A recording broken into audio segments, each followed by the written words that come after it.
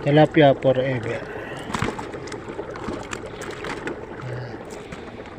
Kapag nagtinda po kayo ng tilapia, wag na wag po kayong mandadaya kahit hindi nakatingin ang nabili. Ayan, 2 kilo.